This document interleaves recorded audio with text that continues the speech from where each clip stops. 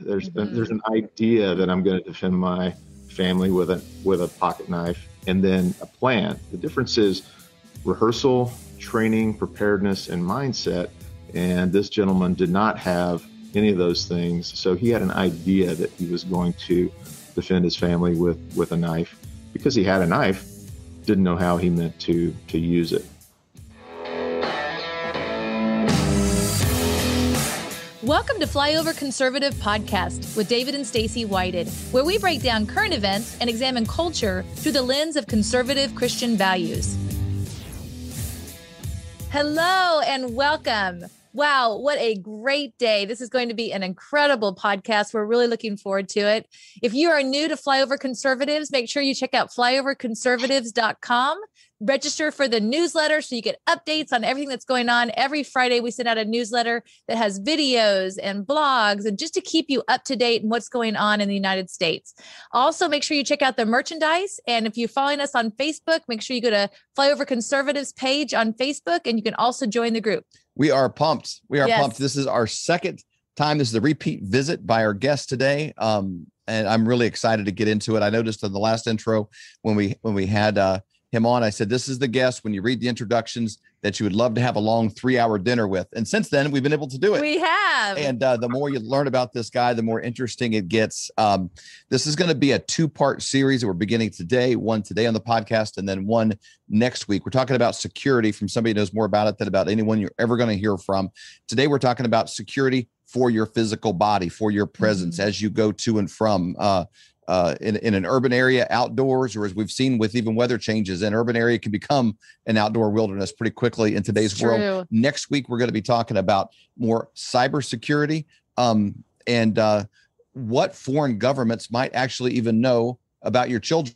And I pose them the question: there might be opportunities for foreign governments to know more about your children at home or as they're out and about than you do. And that's an interesting topic. So today we're introducing Colonel Phil Waldron. He's a cyber and political warfare specialist, information warfare, electronic warfare, and has also started a secondary company called One Warrior. We talk about One Warrior today because it's basically how to defend yourself with anything that's around you. If you've ever seen a Jason Bourne movie and he was able to use books off the shelf and fighting and in a big pen and stab somebody in the hand with it, it's like that's the kind of information you're going to learn how to implement in your life today, thanks to Colonel Phil Waldron. So, Phil, thanks for coming on with us again. I'm looking forward to having this conversation with you. Thanks, Stacey and David. Pleasure to be here.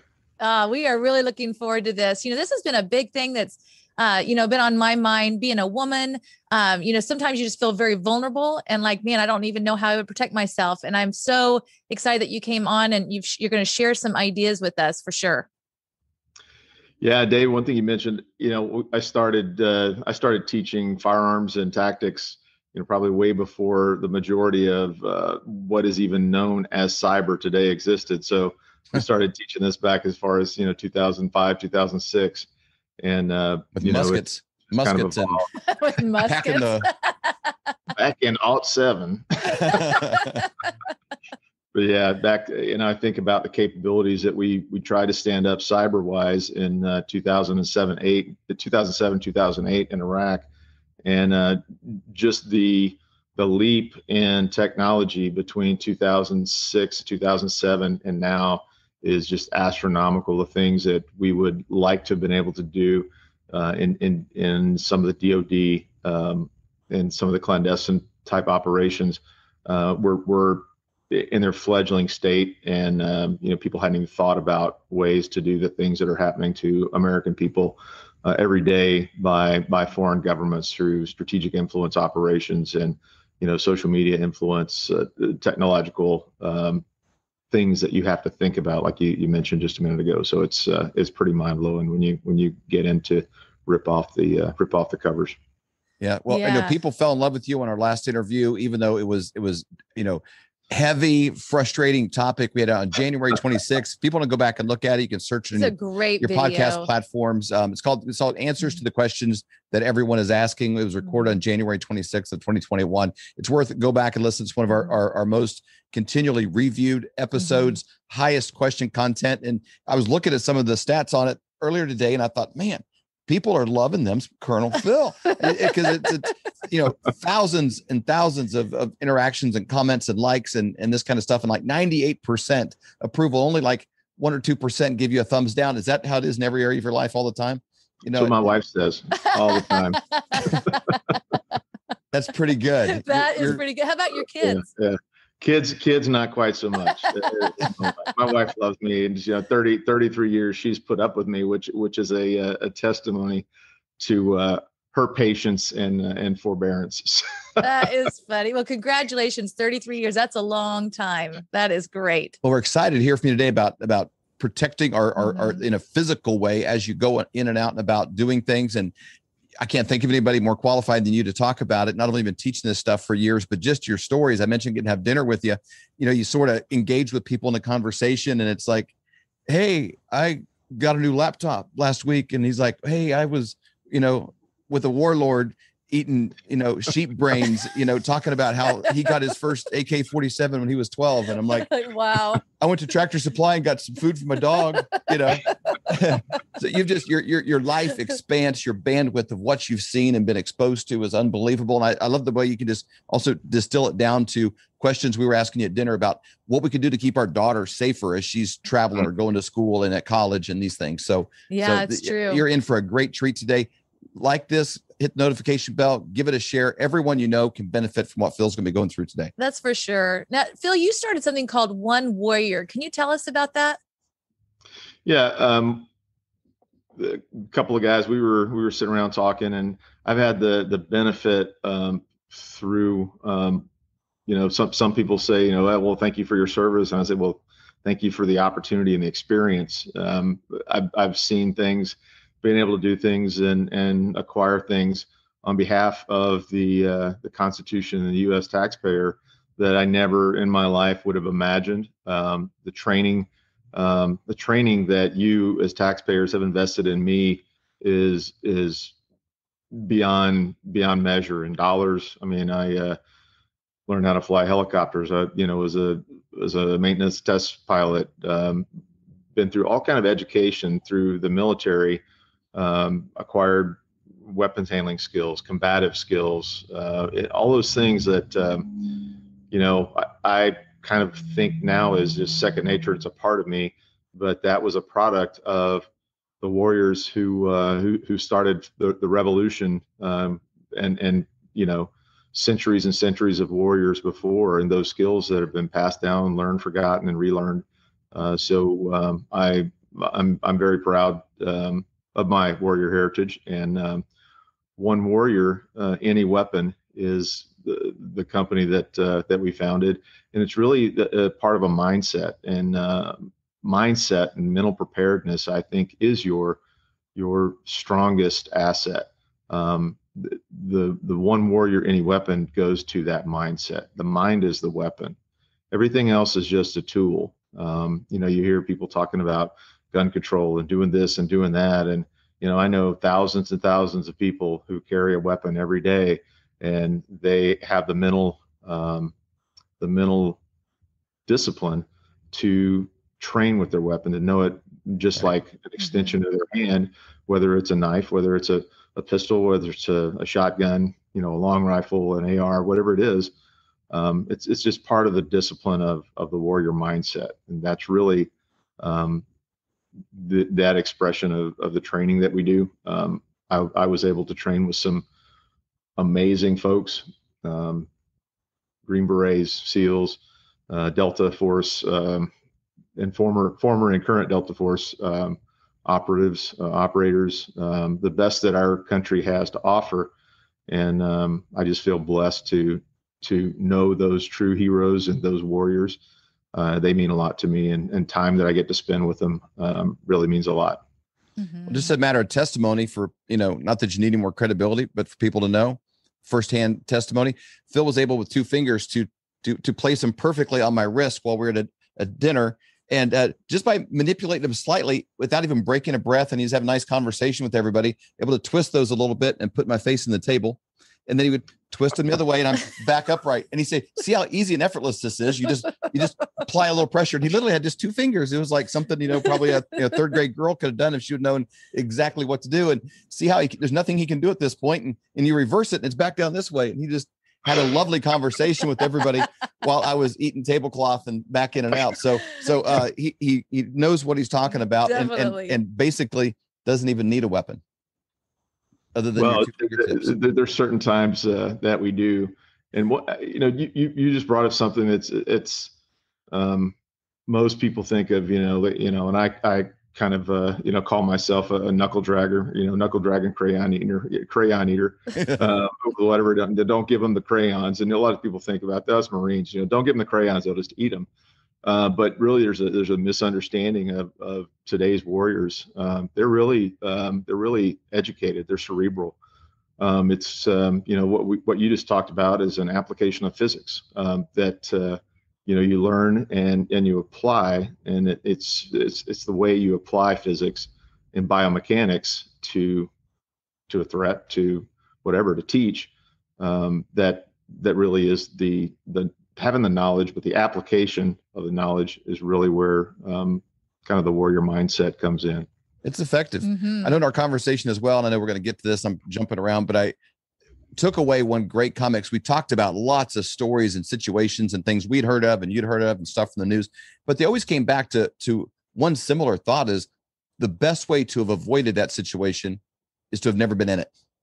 Exactly. It is a mental game. It's, you can prepare all you want for the combat, but like sometimes the best choice was like 3 moves earlier, right? To have not parked your car there, to have been in a well-lit spot, to have not, offered assistance to this person alone. All these things were there. Somewhere in the story, the person made a poor choice to get there. And those are the things that we can really, with most confidence, make adjustments in our life to make better choices before there's a conflict. And I think we'll walk away with all that today as well. Yeah, that's very true. And everybody's heard about the OODA loop, observe, orient, decide, and act. And whether you know it or not, you use an OODA loop. When you go to the coffee pot to get your cup of coffee, or you pull up to a red light or a green light that's turning yellow to red, your brain goes through an automatic decision-making process. And it's just applying that same decision-making process to different situations, and having a rehearsed and thought out plan to handle that situation. There's a difference between a plan and an idea. One day after we're out at our training facility, and a guy had come up to talk to one of the guys that was there after class. He wasn't a participant in the class. And the guy said, you really ought to get some handgun training and learn how to defend your family. Things are, always kind of edgy on the border. And this guy, I think, was from San Antonio, or between San Antonio and Austin, and there'd been some crime. And he said, well, I got a knife, I'll just use my pocket knife, and I don't really need a gun. And I can have some knife skills. And so I drew extended and, put my knife up, within 4 or 5 inches of his neck. And I said, okay, well, execute your plan. And so the difference in an idea, there's an idea that I'm going to defend my family with a pocket knife, and then a plan. The difference is rehearsal, training, preparedness, and mindset. And this gentleman did not have any of those things. So he had an idea that he was going to defend his family with a knife. Because he had a knife, didn't know how he meant to use it. Wow, that is huge. Good That's example. huge. I remember I was watching something a few years ago, and it was talking about women that had terrible crimes done, rape and different things like that. And before the situation, they knew, they had like this gut feeling, or as a Christian, I'd say the Holy Spirit, that said, don't go down that alley, don't go here, don't go there. Yep. I've heard that before. Is that something that you've worked with, or you've also noticed? Yeah. And we kind of put that into a bucket of the color codes of mental alertness. So this right there in the middle, and it goes basically from white to black. And, condition white is when you're at your lowest stage of preparedness. There's, or alertness. So then you go up to condition yellow, which is when what I call you're an active participant in your environment. And so I would consider condition white. Well, I'm just waking up in the morning and I hadn't had my first pot of coffee yet. So my brain's not working. My heart's really not beating right yet until that caffeine gets my heart back into normal cardiac rhythm. And so that's really how, I would think is condition white. Is just you're at the lowest alertness and preparedness to respond. Condition yellow is when you're an active participant. So you're scanning, you're focusing. So when you walk out of your back door in the morning, what are the normal sounds that are there? Do you see deer? You got a dog. Is there a dog barking? Is a neighbor's dog barking? Is there normal traffic sounds? What's there and what's not there is part of your situational awareness. And then Stacey, what you mentioned is that gut feeling, and I call that condition orange. If you're going from yellow to orange, just kind of like your spidey sense, your gut, something's not right. This does not sound right. This does not feel right. All of a sudden, if you see 200 yards away, a bunch of deer just they bolted for some reason. That's not normal. What's out there? Something caused that action reaction. So if you're in an urban environment, it's like, okay, that group of people or whatever don't look normal. That's not like they would normally be there, or the conditions getting the situation's getting agitated. The increases with the increase of protests and violent protests that are happening all around the U.S., mostly in select populous areas, that's a problem. And if you don't want to get involved in that, just move the other direction. Yeah. Right. Then that condition red is kind of going, hey, my gut feeling, oops, there's something bad. There's a deadly force situation. You see a weapon, there is an overt threat. And then that is where your decision point really has to be. And then condition black is that condition where, okay, to prevent loss of life or serious bodily injury, I have made the decision to use deadly force to protect myself or another. And you definitely should know the state penal code that you're operating in. I live and work in Texas most of the time, so I'm very, very familiar with what the penal code. And I teach, defensive handgun and license to carry handgun courses, so I'm pretty well versed in that and know kind of how to explain in my mind what that means to me. But Stacey, what that means to you is something different. So I'm 215 pounds, 6'1", and I've got training and skills. So what would trigger that condition black for me is different than like you mentioned earlier, with women or whatever, is different than would trigger their response to deadly force. So all throughout that spectrum, your alertness increases. So as your alertness increases, your preparedness to respond should increase as well. And so if you've made the decision to carry a defensive handgun, then when that condition orange comes there, okay, Stacey, my handgun's in my purse, or it's in a holster in my waistband. David, if you got a standard carry holster, appendix carry, okay, well, if this happens, how am I going to get to my weapon? What's my background? Am I near a bunch of people? Do I need to move to the left or move to the right so that if I decide to take action, my family is not in the immediate line of fire if something happens? Where is cover? Where is concealment? Is there a concrete bridge pillar somewhere by that's gonna protect me? So all those things that run through your mind in part of that self-defense preparedness mode. And there's so you could talk about this for all day and really come up with scenarios and what ifs and what that.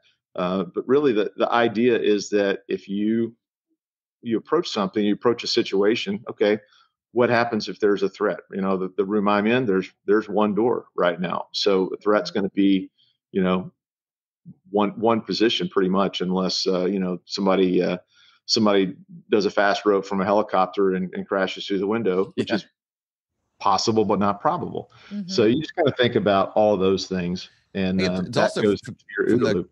Yeah. The conversations we had with you too, it's also important, I think, to honor that feeling. Because I think where a lot of people get in trouble, they kind of they have that feeling and they're like, it's nothing, Mm-hmm. and put it away. Or we feel this obligation to be nice to everybody. Yep. Or, if, we've had these conversations with our daughter, like, you tell your kids, hey, be nice to everybody as you go along, be polite, all this stuff. But then also, if you're a woman by yourself and some guy's saying, hey, can you help me load this couch into my van or something? It's like, no, I don't have to help you. I don't have to be nice. I don't have to have a conversation here. I have the option to walk away. This makes me feel uncomfortable, and you have the right to bounce if you want. Yeah. Be nice to everyone, but have a plan to neutralize a threat if necessary. Right. Other folks say, but have a plan to kill them if you need to. So that's a little more drastic. But I think Mark Twain said, I trust everybody, but I cut the deck. Yeah. Exactly. And that goes with your preparedness and some of the things that we can talk about. But really that ability to scan, focus, and act, and be a participant in your environment.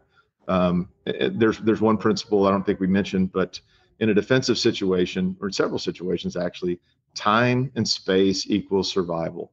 Time and space give you the opportunity for your OODA loop to process. It gives you the opportunity to scan, to look, to determine options, and create more time and space. When you get someone up on top of you, even a guy that's strong and seasoned, in fighting, someone can still get the advantage on you. And if you get behind that power curve, then you're wrong. I had an Army Ranger in a Texas town said, hey, tell me about this situation. What would you have done? And he said, I was driving on the highway, and this dude cut me off and was just really acting recklessly. And I pulled up beside him, and he drew a weapon on me. And I had my daughter in the car. And I said, well, you were wrong. And he says, what? He drew a weapon on me. And I said, you were wrong. You violated the principle of time and space. You made the ego state decision to close the distance and pull up beside that guy, even though he had already exhibited erratic or potentially hostile behavior, and you had your daughter in your car. So, you made that decision. Wow. He made the decision to be an asshole. You made the decision to get close to him. Time and space, let your ego go, back away. There's no need to, make a confrontational effort. You're not going to win an argument with somebody driving down the highway pulling up next. Right. That is so true. That's a great example. That's a great example. That is. Guys are dumb, man. Since the invention of the car, guys have whistled at girls going by or something like that. It's like, it never works out, Oh, surely it's going to work next time. This guys sometimes just don't think, and you're exactly right. The ego kicks in. Yeah, so that's true. Well, let's no further ado. Let's jump in here. I'd love to see what you got. So again, these conversations, and this is, I was a Boy Scout assistant, Scout Master, Cub Master, and all that stuff. And so a lot of the things that we teach to adults are just as relevant to kids. And it's not only wilderness survival, but it can be urban survival.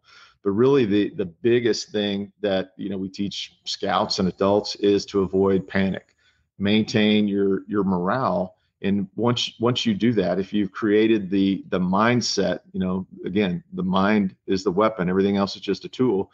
You create the mindset of solid preparation, and that you've got a plan and you've thought this scenario out before, then you're going to have a much higher morale and not be a victim. There's something that we teach in close quarters battles in our combatives courses, and combatives are different than martial arts because they terminate the threat. So they end in a kinetic, a lethal solution, or at least a incapacitating solution.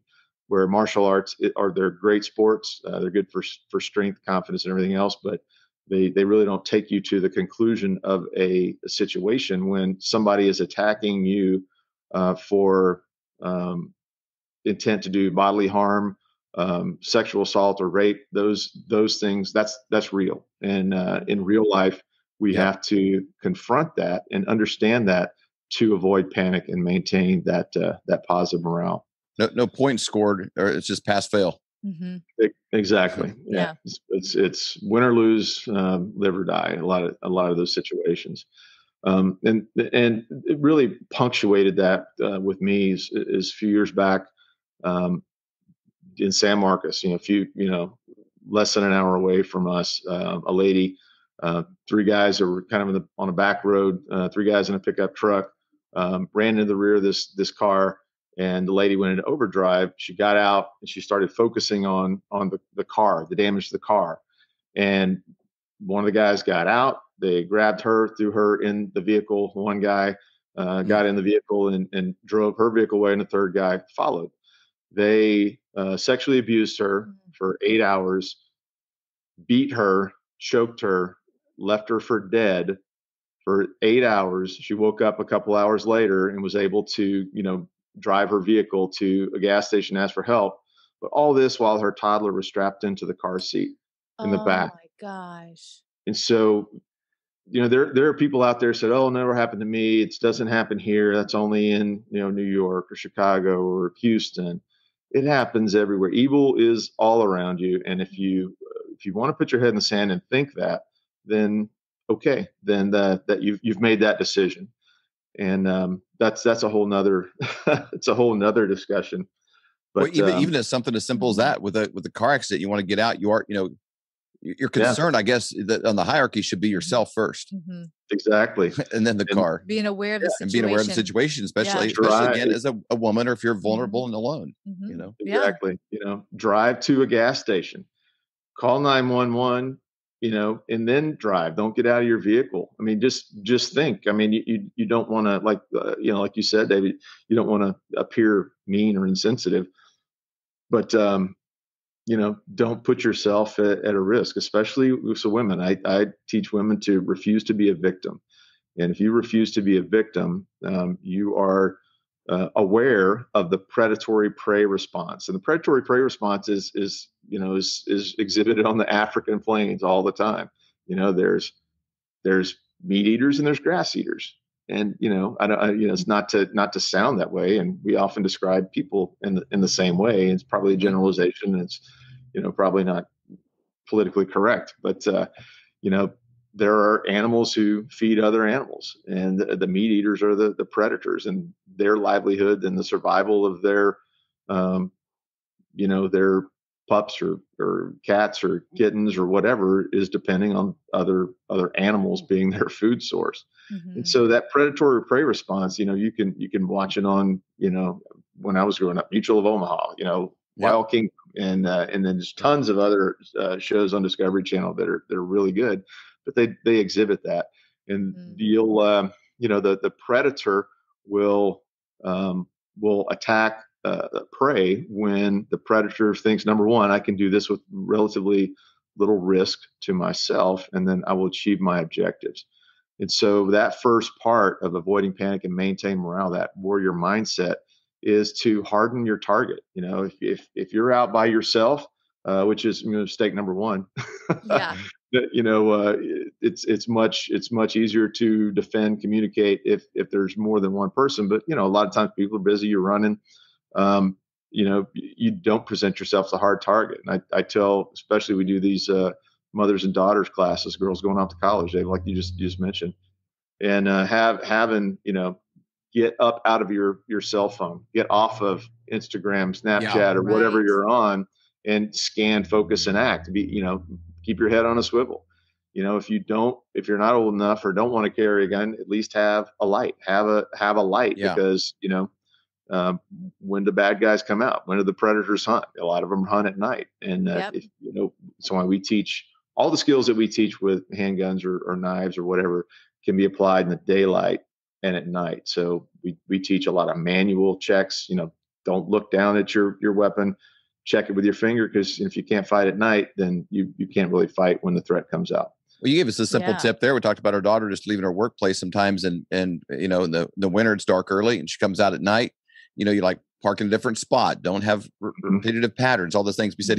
Even a really bright flashlight on there, and somebody comes at you. Don't be, oh, hi, how are you? Shine the light right in their face. and say, hey, who are you? What do you want? You're like, well, that sounds really aggressive. That's really forward. Yeah. That's the goal, because you're not out trying to collect friends, when it's dark and you're going to your car, I mean, it would be one thing if it was, we lived in fantasy land, but hey, even on Peter Pan, women get abducted. So even in cartoons, but if you watch the news, if you look at stuff online, women, children, they go missing every day, thousands and hundreds of thousands in a year. So that's reality. That's you're not going to offend a good person. If I was coming across a parking lot and someone shined a light in my face and, hey, what do you want? I'd be like, hey, I'm sorry I startled you. I mean, I want to make sure, be obvious, I'm not a threat, and to give them space and, whatever it would take to put them at ease, because I'm not a threat. Right. So I wouldn't be offended that they're making a wise choice. So. Yeah. So, I mean, that understanding that predator prey response, and then hardening making yourself a hard target. Stacey, like you mentioned, park, pull another 10 spaces out into the parking lot at the mall to park under a light, walk 20 more yards instead of, parking in a crowded area, being aware, is there another van? Is there another vehicle parked by your vehicle that doesn't look right? Walk past your vehicle. If you have your unlock button on your vehicle, make sure you code it so it only opens the driver's door when you push the button instead of opening all the doors. So, I mean, there's just tons of things that you can think about. When you're going to a gas station, those we call tactical funnels, ATM machines at banks. Avoid those tactical funnels where you can. And if you have to go to a tactical funnel, ensure that you have you're escalating your situational awareness in that tactical funnel, and be aware. Hey, if somebody pulls in front of me and somebody pulls in back of me in an ATM or a gas machine, gas station, crank it up and hit the gas pedal. You've got a tool with a steering wheel, push through it. I mean, and people don't think about that. I was fortunate enough, the Army sent me to what we call crash and bang school, how to crash vehicles and how to use your vehicle to get out of obstacles and hasty ambushes and those kind of things. So that is really good. I remember hearing one time as well, that if somebody has a gun and they're trying to get you in a car and they're like, get in the car or I'll shoot you, it's better for you to be shot where you are than to get in the car and then to take you somewhere where people can't help you or be around in any way. What do you think about that? Yeah. So there's two schools of thought. So especially women, and I teach this normally to the at least the high school girls, and I had their parents there as we talk about it. And I said, the reality is, if you're a woman, you're more than likely going to be attacked for sexual reasons, sexual assault, rape. So if you do get into that compromised situation where someone's got physical strength and be able to dominate you, use your mind, use deception, use playing along employees. And I also teach, I always recommend that women, girls carry a small 2-inch fixed blade. They're so small you can fit them inside your waistband in your pocket. Use that deception when the attacker, male or female, and nowadays it's flip flop. Even some of the guys are subject to sexual assault, unless you're old and ugly like me, and I don't have to worry about that. But having that blade, using your time, biding your time, wait till his hands are busy doing something else, and then finding one of those key anatomical targets, whether it's you get your short blade out and a nice 2-inch deep incision from the spine through the kidneys out to the rib cage. It kind of changes that predator prey response, or I say nothing reduces amorosity like a 12-inch long gash on the inner thigh. And so it's hard for them to want to maintain that predator response when they realize that, hey, my prey just bit back. And so it balances the equation real quick. Correct. Yeah. and understanding, anatomical targeting. We in some of our blade classes and self-defense courses, we teach, okay, where's the blood flow? Where are the nerve, the nerve plexuses that they're going to cause the most pain. How do you get your blade into operation, know the cutting edge versus the other edge, put it in, pull it through your target to create as much damage as possible. And, you've got some folks that, some of the girls that say, well, I don't think I could do that. And I said, well, okay, that's a conscious decision that you've made. So now just decide that however long the therapy is to overcome a sexual assault, that's still better than being dead. So right. Work your way through that. You've got it. You think about it now. If that's the case, to work your way through being sexually assaulted and how to survive that, and talking through it, and those kind of things. It's not an easy topic. No, it's not, but it's so discuss. good to have these conversations when you're not important. in the heat of it. Mm-hmm. Yeah. This isn't something, if you're a lot of parents listen to this, it's like, well, I don't know if I want to have this conversation around the table. There's a lot of conversations, if you're going to be a good parent, that you don't necessarily enjoy or want to lean into. But one, you'd rather you be having those conversations with your kids, you being the source of good information. And number two, have it when on the front end of an incident, whatever the topic is, when it comes to parenting, having the conversations on the front end of an incident. So we watching shows. I used to heckle my daughter all the time when she's in high school. There was with 24, Jack Bauer, Kiefer Sutherland, was on. Loved that show. It was great. But he had this daughter that I think they wrote her in the script just to make poor choices. And I saw these as just great parenting moments. I would just pause it. I'd be like, okay, stop. What's she doing wrong right now? And she's like, Dad. She goes, she's with this guy. I said, what? Because she would be disarmed because he was a super cute guy. Yeah. And it's like, well, that doesn't make him not a threat. Right. She got in the car with somebody she doesn't know. That's a terrible thing, terrible idea, right there. And she's like, oh, Dad, I'm like, but I would kind of force those conversations, on a repeated basis, because it's like, you don't all of a sudden trust somebody because he's super cute. Well, and you and I had the opportunity to watch a movie not too long ago that you had really nice, good-looking people as the evil folks, and get kids to trust them, and then the handoff is not so nice. Nope. So trust but verify. In God we trust, but all others verify. I like what you were saying there, Phil, just earlier, to kind of swing back to that, just to make sure that everybody caught that, is that thinking through the situation, what am I willing to do? I think that's really important, and making that decision ahead of time so that you're not in the situation and then you're in trouble. You're making the decision ahead of time. Yeah. So I shifted down there because we got to really talking about this avoiding panic and maintaining morale. But, that first element there that we teach is stop, be calm and aware of your situation. So whether it's wilderness survival or defensive survival, if you have control of your faculties and you're able to think through and allow your brain to keep functioning versus going into panic, you're more likely to come out of the situation better.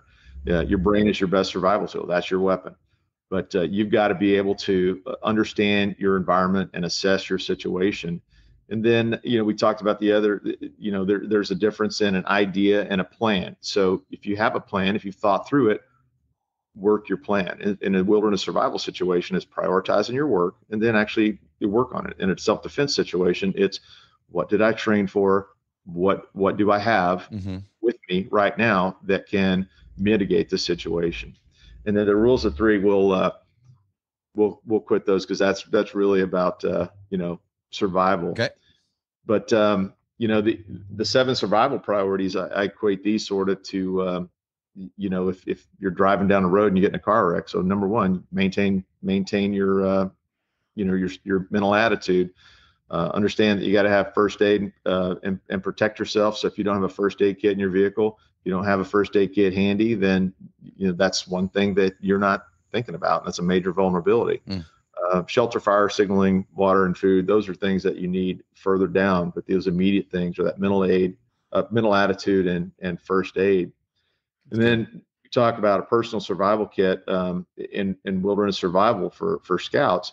But if you ever lived up in the north in Alaska, you got a winter kit that you keep in your vehicle, because every time you go to the grocery store, if it's 20 below zero and there's a whiteout and snow, that can be a survival moment. So, but think about your environment. Think about the clothes that you wear with your defensive kit.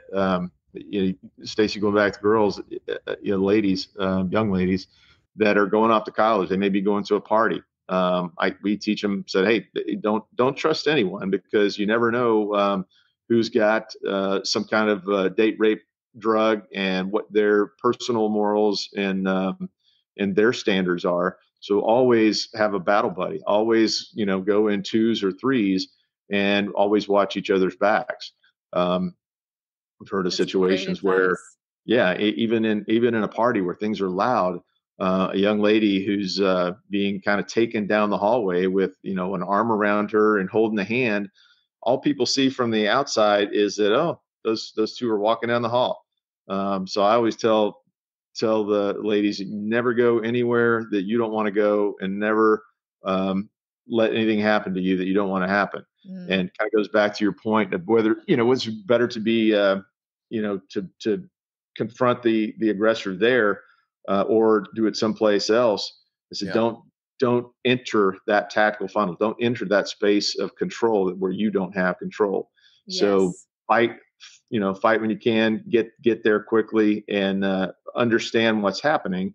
If you think something's going wrong, break away and understand the strengths and weaknesses. So, we teach in a hand, what's the weakest part of the hand? It's a thumb. This is much stronger than this. So if somebody's grabbing your arm, always oppose the thumb, break out toward the thumb.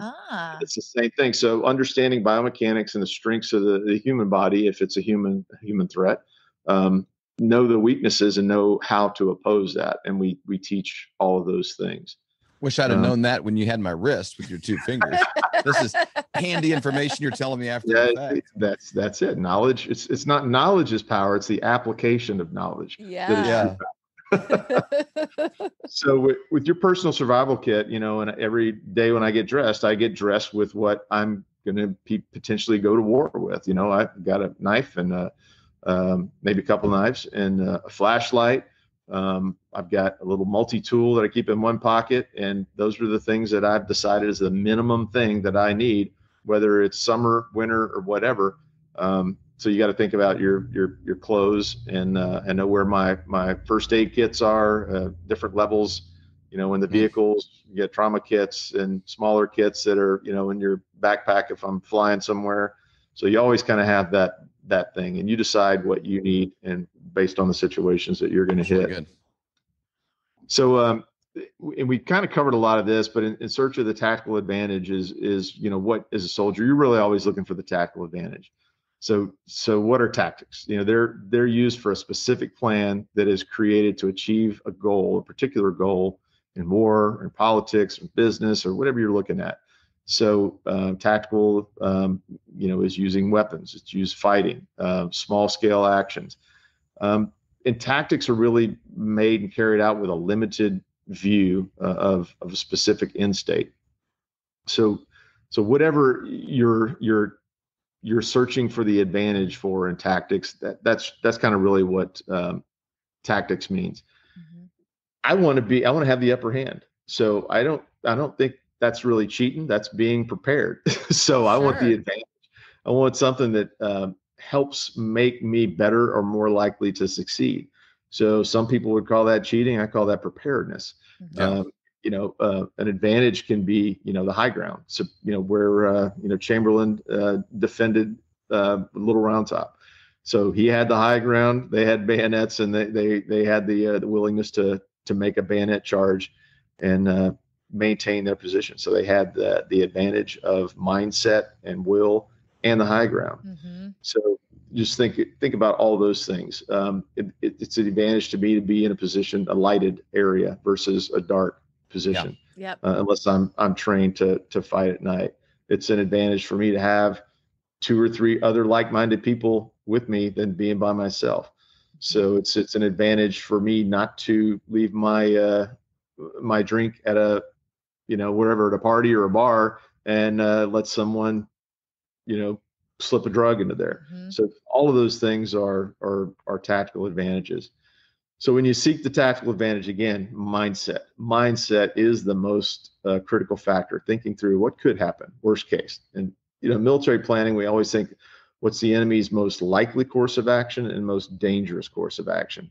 And so we'll usually have a range of options that fit in there before that.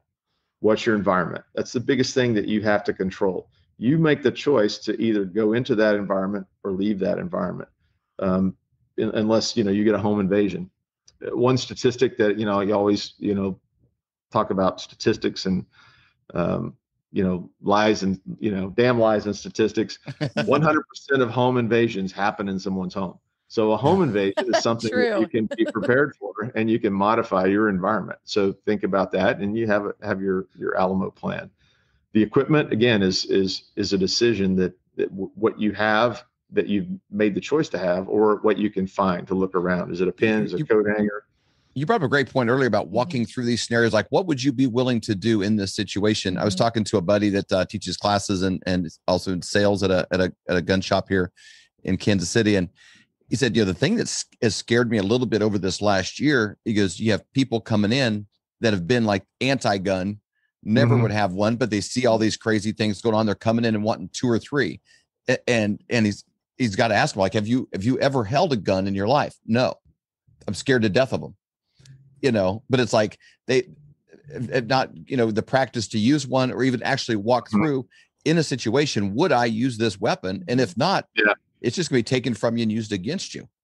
It becomes, it can do no good if you've not walked through. Like, is this something you would be willing to use in that environment, in that situation? And you don't want to be thinking through that during a home invasion. Exactly.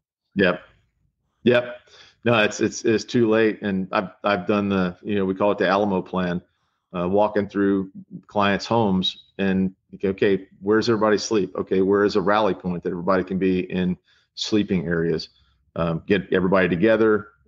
How's your communication? Where's your first aid? So if this is your Alamo point, then that's where you need to kind of aggregate some equipment and some resources. How are you going to communicate? What's your code word to talk to other members of your family? So it's that's another 2 or 3 days. I got a Doberman that sleeps about 3 feet from me that would love the opportunity to tear somebody a new one. He would just think it'd be sport. It'd even more fun if they'd run. Exactly. So and that's something that we think about in the military is sentry takedown. If it's dogs, using suppressed short to medium range weapons, or carrying meat with some sedatives do things to dogs as well. But there's for every high tech security, there's a low tech defeat. And so that's you kind of think about that. But really it's all about training. It's putting your plan to open up the scenarios. We teach classes where you're seated and you're at a table and you carry your weapon in a right side holster versus an appendix carry versus a small of the back, all the ways that people would conceal carry. And okay, now you're in this situation. What does it do to your body to have to draw your weapon from this situation? Is it better to get up, to move? And so think, foot placement. If you're going to break left, where does your right foot go to plant, to move left? And then when do you pivot? When do you, those kind of things. And it's just practicing those scenarios. So it's really application of the fundamentals in different situations. And is this something, Phil, you teach in your schools? Is that something like, say somebody attended the One Warrior, is it like, I think you've got several classes and you have handgun, you have all different kinds of things, but is that something they would learn or something that you guys do? Yeah, we teach those in the combatives courses and the defensive handguns courses. We've got drills. If you were at the Waffle House, and you were in a booth, okay, you got the table in front of you. How do you draw? And we really look at the adjusting your decision how you carry your weapon or where you put your stuff based on those situations. And, people have gone, I may need to change what I was thinking.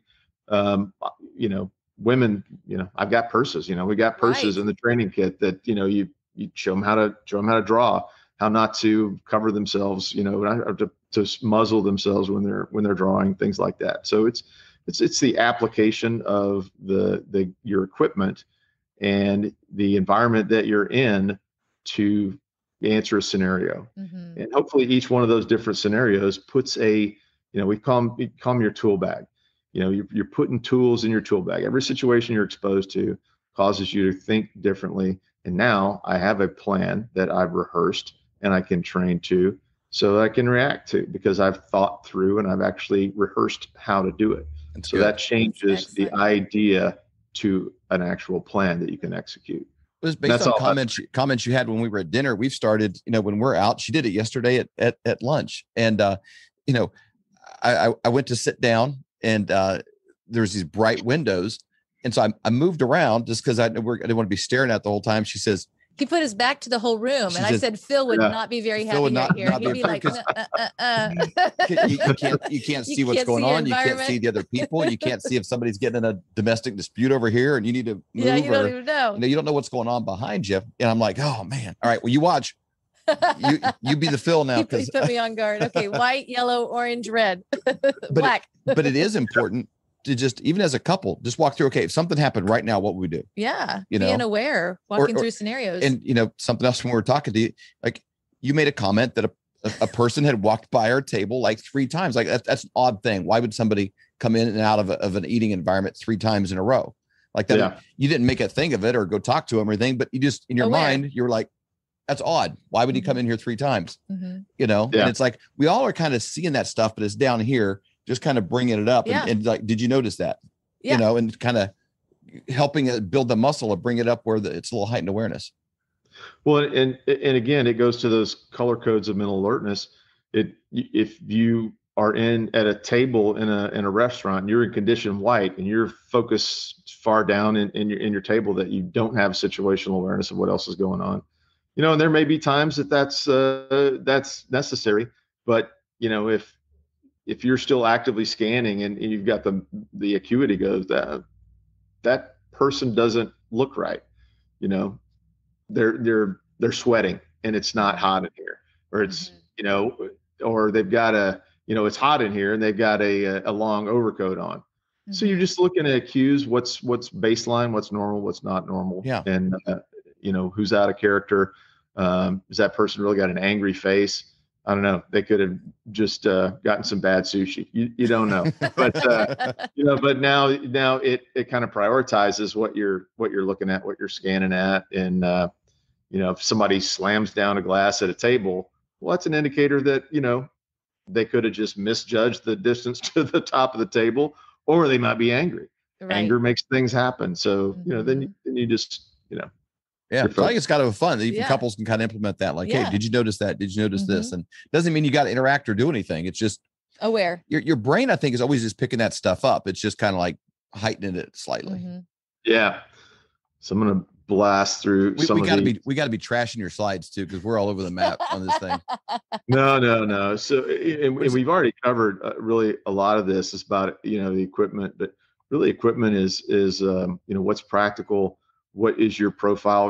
Are you in a business suit every day? Then you adjust you're gonna get women especially like, well, I need a different holster for this and a different person. So, well, how many shoes do you have? How many purses do you have? How many outfits do you have? I said, yeah. So you may need a handgun or a knife for, jogging shorts or athletic gear, and a small blade tucked right down in there. There's appurtenances and devices that you can do. We call them the flashbang. If there's a small holster that carries a subcompact that attaches to your bra, your sports bra, and so it can be right there in the center line. Then once you get that piece of equipment, you got to train with it. But where are you going to be? What are you going to be dressed as? And I'll tell people you may need to modify what you're wearing based on your ability to protect yourself. You may not always want to wear a flip flops and a a t-shirt, but put on your shoes and carry your flip-flops in a bag to the beach, and whatever. Mm-hmm. Cargo shorts, you can put a lot of stuff in cargo shorts. So they're supposedly not in style anymore, but very practical.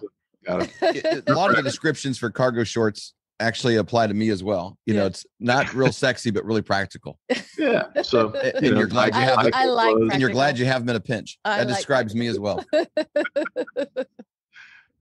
Anyway, so we'll blast through some of those, and with equipment, you always look at a good 70% solution, or 70% complete plan executed with speed and violence is better than the perfect plan executed later. And so that's kind of how we think about as equipment. Okay, what do you got? How can you use it? The principle of 2 is 1 and 1 is none. And if it's on the ground, it's out of the fight. So if you can't hold on to your stuff, you got to consider that's loss. So if you've got one knife and you drop it, then you have no knives. If you have a pistol and you have the magazine that's in it, then you've got that, unless you bump that magazine off. So if you don't have spare magazines, you're really not planning for that kind of predictable thing. I like that. Again, you kind of breezed over it, but 2 is 1 and 1 is none. So I really like that, being aware of that. Yep. Mm-hmm. And I'll hit this training piece all together. But so Bloom's taxonomy for teachers, you've got knowledge, you've got understanding, you've got application, analysis, synthesis, and evaluation. So your training should be built on a solid base, and that's knowledge. And so if it's handgun training, that's, well, how does the handgun work? What are the principles of a semi-automatic pistol or a revolver? And then, okay, I understand how it works now. The application, can I shoot it?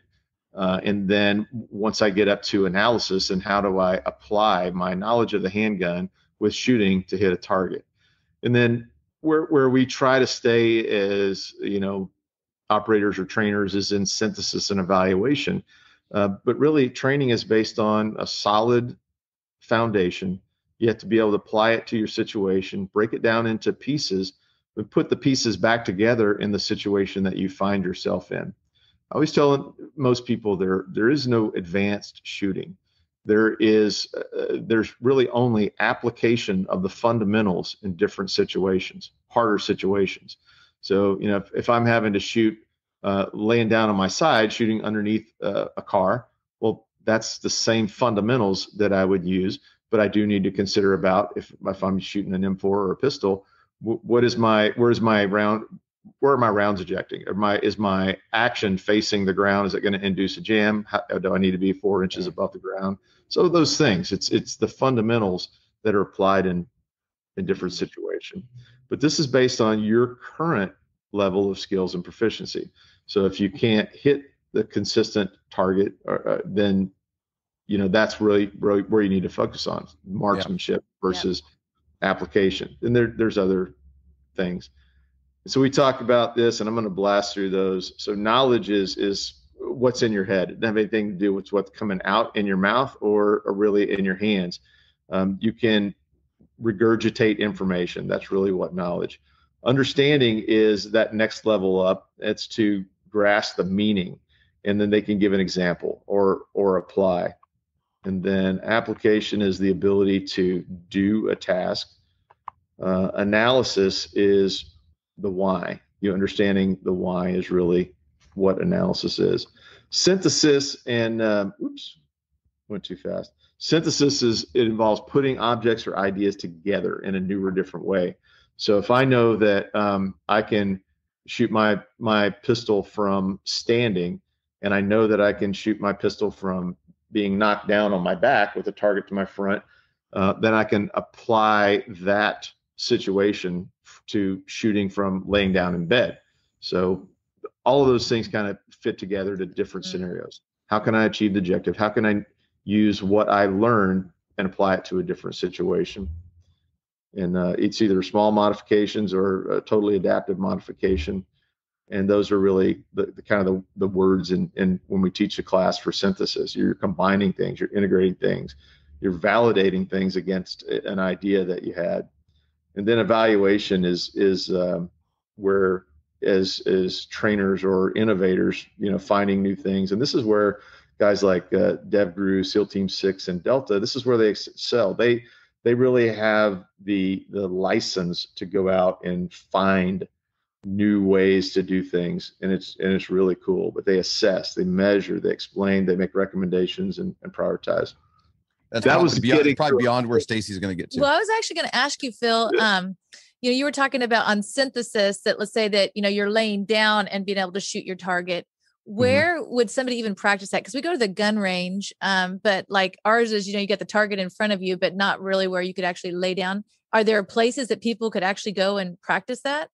Gun range? Yeah, that? It's like on our, and usually they call the hot range or dynamic ranges. And so our ranges are, we have different classes. So we do static ranges as well, but a lot of our classes are dynamic and static. And so we'll practice drawing and shooting from, face to face 3 yards, where you're having to protect yourself as well as draw your weapon. And then, you run out of weapons, you have to draw your knife. So those things you practice getting knocked down. If you get knocked down in a fight, and we practice, if you get rolled down on the side that where your weapon is, how do you get back to where you can access your weapon to draw it? And so a lot of times that's knocked down. Weapons retention training is really in close, and that's really where it's your big thing is to protect access to your weapon.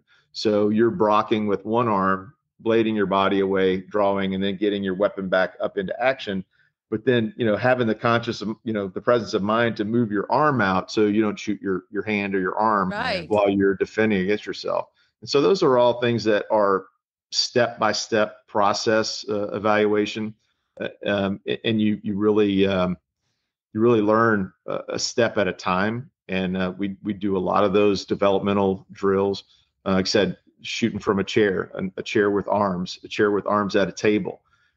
How do I push back? How do I step off? How do I get off the X? How do I get off the X and make myself a harder target and still get up and draw and shoot? We do shooting on the move. We teach, shooting while you're walking. And you practice a very specific heel to toe as you're moving forward, and you disassociate your upper body from your legs so that your upper body stays relatively stable and you can still shoot while you're moving. And there's ways to laterally, move so you don't trip over yourself. And then there's ways to move back, and then you go walk toe to heel.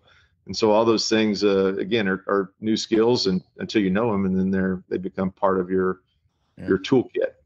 So, man, that is so good. And it's onewarrior.com that they can find you in Texas. What if somebody, let's say, is in Oregon? What are they looking for when they're looking for something like One Warrior? Just say a regular person lives in Oregon. Their kid's going to be going to Eugene for college, and it's like we got a year, to get his or her mind right and get prepared. Mm-hmm. What would they be out looking for? I would say look for somebody with experience, the right credentials. The foundation for weapons training in the U.S., whether you agree with politics or leadership or not, is the NRA. And Boy Scouts and Girl Scouts use the NRA instructors licenses for kind of the foundations. We use I'm an NRA rifle, pistol, shotgun instructor, and a range safety officer. So all those things are useful as a foundation. And then you kind of add from what we've learned experientially in the military to that training. But just make sure you're not learning from, whoever that really doesn't have the experience. There are tons of experienced trainers out there. You look at their background and talk to them. If they're more full of bravado and they want to teach you things that that we teach how to engage from your vehicle. So if you're in your vehicle and you get in a spot and you can't drive out of it, what do you have to do? You got to get out of the vehicle because you're a static target otherwise. Yeah. But people are teaching you how to do things, and they avoid the principles of time and space and avoid using your weapon if at all possible. If you use your weapon, that's problematic. You've made several other failures up to that point in situational awareness or decision making. Mm-hmm. So that's kind of what I teach people. I think where a lot of people break down is they think, I hear people all the time have conversations. Boy, I would love to learn jujitsu, or one of the disciplines of martial arts, and because they don't, 3, 4, 5 years to master it, then they don't do anything. Mm-hmm. And a lot of the things you're talking about, a course of weekends and then practical application and training privately, you're prepared to handle the vast majority of real life situations you're going to be in. Maybe you couldn't go into a tournament and score points and do the sweep the leg or something, but you could get out of a pickle. If you're in an elevator with somebody that's looking at you weird, you'd have a good idea of what can you do. Mm-hmm. Those kind of situational awarenesses are huge. And with everything else that's going on, we haven't had much time for classes, but we're hoping that spring opens up some training. That's really my sanity time. I love teaching. I'm a airplane flight instructor as well, so teaching is fun, and seeing students grasp the concepts and be able to apply it is rewarding for me. So that's my sanity time when I get out on the range, and am able to spend a day teaching and see somebody grasp the concepts. And like David, you said, they're afraid to even hold a gun. We do a lot of ladies classes, and so it's satisfying to see that mindset change and that comfort level when they understand it's a machine, it's a tool, it's the application of the tool that really makes the warrior. First time I took our daughter out to the range, she's just tiny little 100 pounds and some change, and she's kind of nervous. By the end of that first day, even the first round of shooting, she's like, I had no idea. I like that. It was very powerful feeling for her to feel, it's true. 5'3" or whatever. And, it's like, that was a powerful feeling. I have a lot of confidence now in any situation I'm in, We're really and it teaches a responsibility. It teaches a responsibility too of, it's kind of like, I think John Wayne in The Shootist, his rules to live by, I won't be wronged. I won't be laid a hand upon. I don't do these things to others, and I won't tolerate them done to me. And so it really is our, kind of our God-given right, but we have the responsibility to be, execute the golden rule just as much as anything else. But we have to live with that realization that, bad people are out there, and that I'm going to refuse to be a victim, and I'm going to refuse. And I've kind of made the decision that, if someone asks me for assistance, I'm going to help them too, because of, the virtue of the training, that I've received. And, I'm not a law enforcement officer. Talk to them all the time, good friends with a lot of them, but they have a duty to protect citizens. We really have the duty to protect ourselves, our family, and others if they ask. For you dads and moms out there, you might be surprised who would like it. Our daughter ended up being the best shot in the whole family, almost right out of the gate, almost from her first time on. Yeah. Very women calm, are better shooters. Her hand is just steady, and it's just like, I don't know if she watched Hunger Games. It's like exhale, boom. I don't know where it came from. She's better than her son. She was the best one in the whole family right out of the gate, better than me. Yeah, women are better shooters because they don't watch gangster movies. True, they're not trying to turn to the side. Yeah, they do. All guys do all kind of stupid stuff. I bet. Like, no. We're not going to do that. We're gonna forget that. Like, this is the way I do. Like, well, you do it the wrong way. Let's do it the right way. If we were in a bad situation, I'm giving my daughter the gun. I'm going to stand behind her. Well, we're really looking forward to coming and training with you. I know that we've talked about that, but that's something that we would learn so much from, and we really look forward to that. Awesome. So thank you so much, Phil, for joining us today, and just for all of your experience, but also you are a great teacher. You said you enjoy teaching, but you are a great teacher. And I learned a ton. So I'm really excited for our audience to see this as well. Well, I'm glad. So look forward to it, and get you guys down here to Texas before it gets too hot.